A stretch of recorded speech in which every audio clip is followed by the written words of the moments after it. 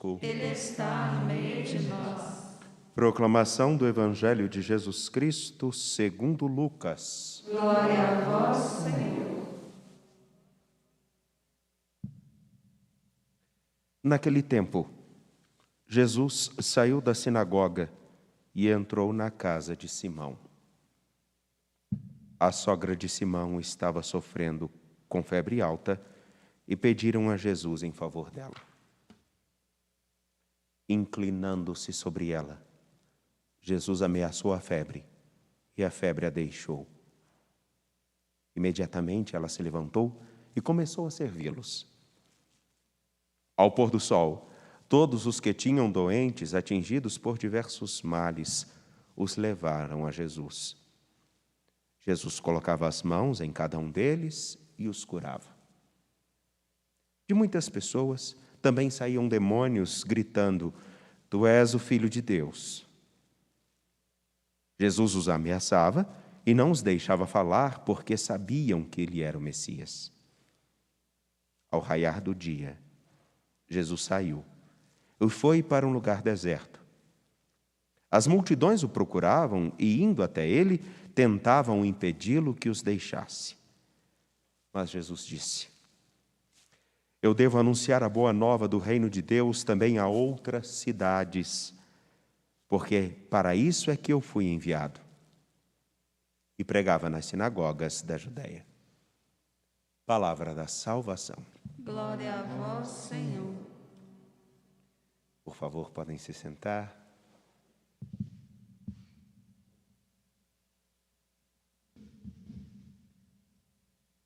Caríssimos, nesta tarde aqui do Santuário Basílica de Nossa Senhora da Piedade, diretamente com o coração unido em Cristo Jesus com você que nos acompanha pela TV Horizonte, pela Rádio América, pela TV e rádio da Padroeira do Estado de Minas Gerais, também pela Rede Educar.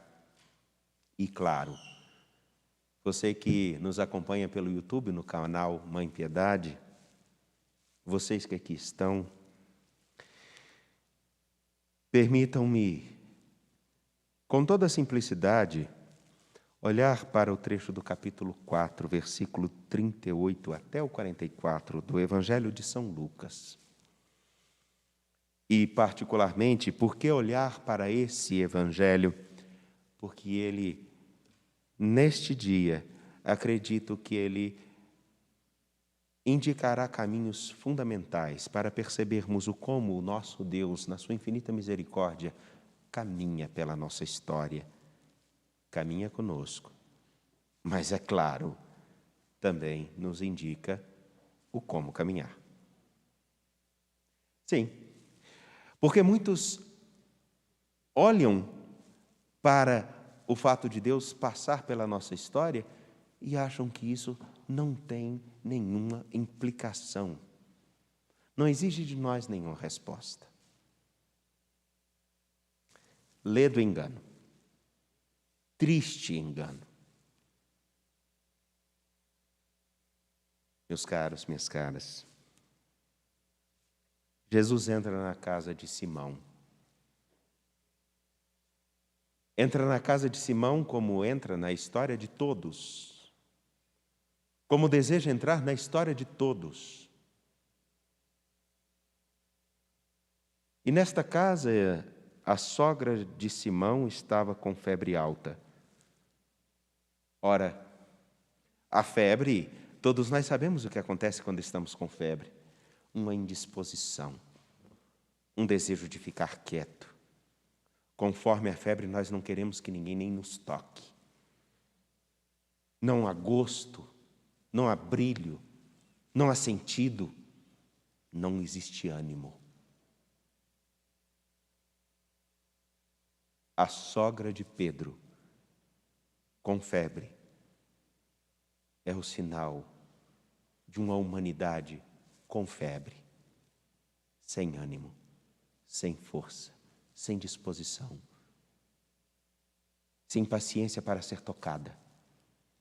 Uma humanidade que também é surda, porque conforme a febre, a cabeça dói. E a disposição e a paciência não existem.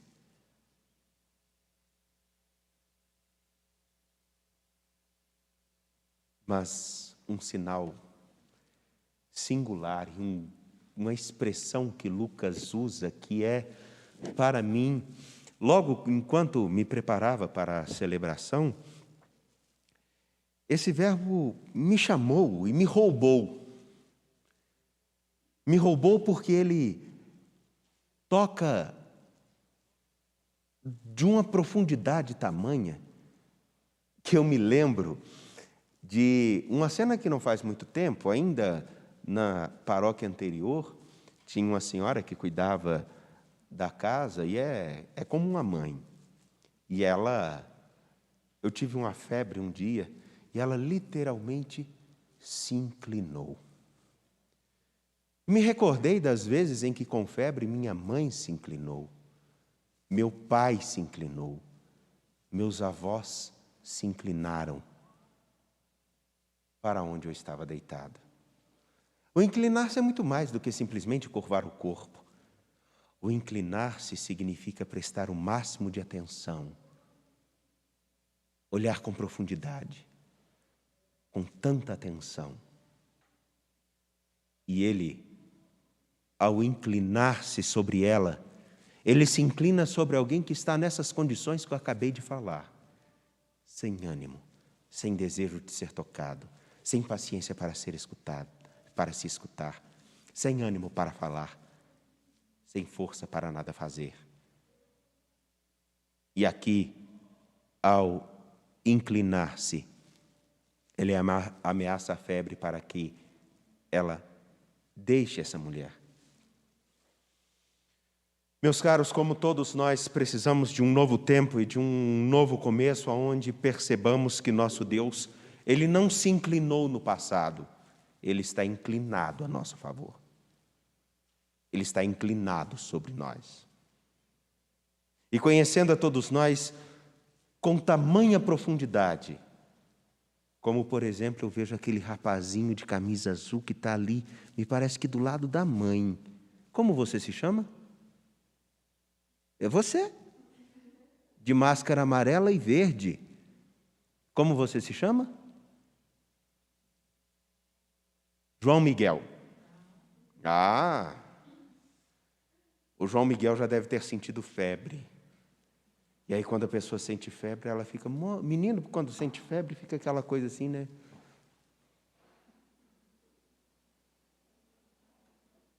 E aí, se não está fazendo bagunça, é porque está doente. Eu amo o menino agitado. E aí, então, Deus está inclinado sobre nós. Mas apesar de nós fazermos tantas coisas, e apesar de falarmos tantas coisas, apesar de termos tantas ideias, parece realmente que estamos com febre.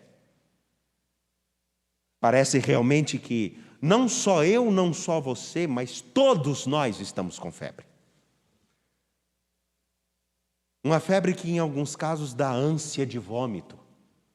Uma febre que em alguns casos dá um desânimo de acreditar que vale a pena fazer alguma coisa para alguém ou por alguém. Uma febre que faz com que nós não queiramos nem mesmo algumas pessoas perto. Uma febre que dá, em alguns casos, diante de determinadas atitudes e comportamentos, não sei vocês, me perdoem, mas não tem aqueles comportamentos e algumas cenas que nós vemos em tantos locais, em tantas circunstâncias, que dão até asco, aquela coisa assim.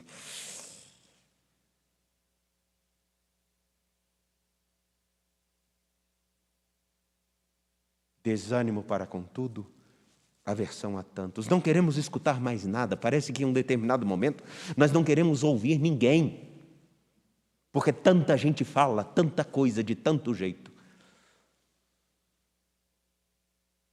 Um esgotamento. Mas aí está. O Senhor nosso Deus não se inclinou sobre a sogra de Pedro somente. Ele está inclinado sobre todos nós. E, meus caros, é necessário que nós peçamos e estejamos atentos para perceber como Ele passa pela nossa história, como a sua palavra continua a ser tão atual, e indicar para nós um caminho que é necessário deixarmos com que essa febre saia. E ela sai pela capacidade de nós abrirmos o nosso ouvido, o nosso coração, para escutarmos a palavra dele. Se até os demônios sabem quem é Jesus, e eles sabem, inclusive sabem quem são seus filhos, é necessário que nós estejamos atentos para perceber que essa febre que marca todos e a tantos, e eu diria todos, ela é um sintoma de que todos nós estamos com algo que não está nos fazendo bem. Por isso, é tão importante que eu e que você possamos acolhê-lo em nossa história e em nossa casa, como a comunidade de Colossas o fez. E acolher a ele na nossa casa, na nossa história, na nossa morada, no nosso viver, é dar espaço para que ao raiar de um novo dia, nós não tenhamos a tentação de simplesmente dizer: Senhor, fica aqui comigo. Mas que tenhamos a coragem de fazer: Senhor, eu vou contigo. Percebem a diferença? Nós temos a tentação de dizer: fica aqui comigo. Que é o que essa multidão, as pessoas queriam, que ele ficasse com eles. Mas o ponto central não é ele ficar conosco, é nós irmos com ele. Que é a atitude da qual a sogra de Pedro se levanta depois de não ter mais febre, se levanta e se coloca a fazer alguma coisa. Aqui é necessário que nós estejamos dispostos a escutar isso que ele responde quando vê que as multidões querem que ele fique com eles. Ele responde isso: eu devo anunciar a palavra, a boa nova do reino de Deus também a outras cidades, a outros que também têm febre, a outros que também estão no desânimo tamanho, a outros que têm a náusea e o asco diante de tantas coisas e notícias e circunstâncias que mostram como nós somos capazes de nos vender por pouca coisa. Sair do nosso lugar e ir com ele.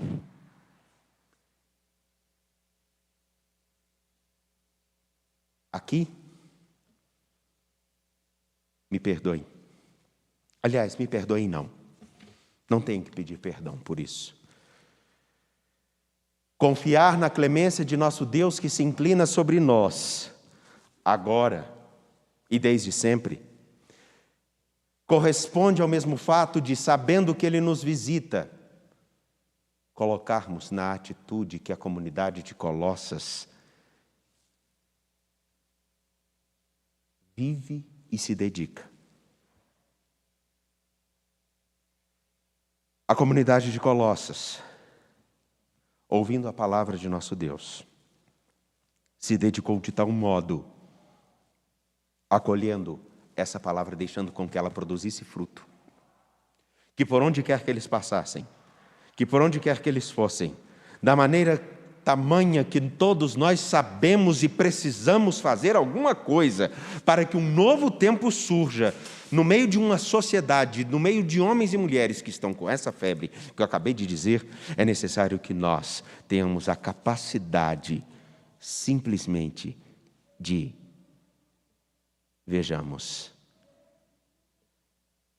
deixar com que a palavra de nosso Deus produza os frutos de sua graça em nós e que nós possamos nos desenvolver conforme a graça que nos é dada em Jesus Cristo, para que simplesmente não só falemos do Evangelho, mas o vivamos. E por que eu falo isso? Falar do Evangelho e não vivê-lo não é ser discípulo de Jesus Cristo.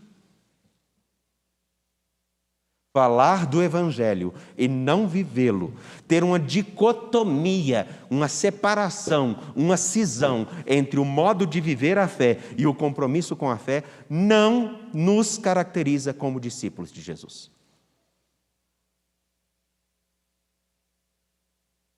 Porque o Senhor nos indicou um caminho. Temos, repito, a tentação de dizer: Senhor, fica conosco. Mas o Senhor veio até nós para ir a tantos que precisam se encontrar com a sua vida. E essa vida não está em outro lugar, senão na vida daqueles que assumem viver a sua palavra.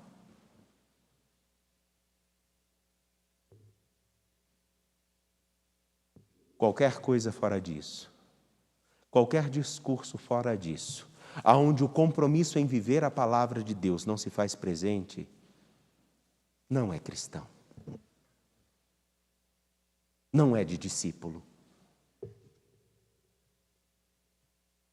Porque o Senhor se inclina sobre a humanidade da sogra de Pedro, como Ele se inclina sobre a humanidade de todos nós. E não nos esqueçamos, nessa narrativa, que a tentação era dizer: Ele tem que ficar conosco. E Ele indica: eu devo ir a outros lugares. Nós vamos com Ele? Nós vamos com Ele à sua casa, nós vamos com Ele ao seu trabalho, nós vamos com Ele à sua escola, nós vamos com Ele às suas visitas, nós vamos com Ele às suas orações? Nós vamos com Ele? Ou só queremos que Ele esteja conosco?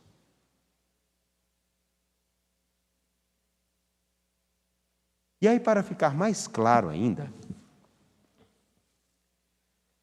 eu me lembro uma vez que com minha mãe, ela me levou para fazer compras. Ela me levou e eu estava lá, eu não estava querendo mesmo, então o que ela comprou e não comprou, estava... Eu já sabia que o que eu queria ela não ia me dar mesmo, então, estou nem aí. Muito diferente do dia em que eu fui com ela. Nas duas ocasiões eu estava presente, mas no dia em que eu fui com ela, eu ajudei a pegar coisas, eu ajudei a buscar coisas, eu ajudei a fazer coisas. Eu ajudei a carregar para casa, porque eu fui com ela. Essa é a diferença crucial de quem quer seguir a Jesus Cristo, é ir com Ele, porque aonde Ele for e o que for preciso fazer, nós vamos fazer. Aí a pergunta: você quer que Ele esteja com você ou você está disposto a ir com Ele? Se a palavra escutada nos leva a seguir a Ele, estamos caminhando no discipulado. Se só queremos que Ele fique conosco, nós não conhecemos a Jesus Cristo ainda. De pé, confiando nele, apresentemos nossas preces. A cada prece responde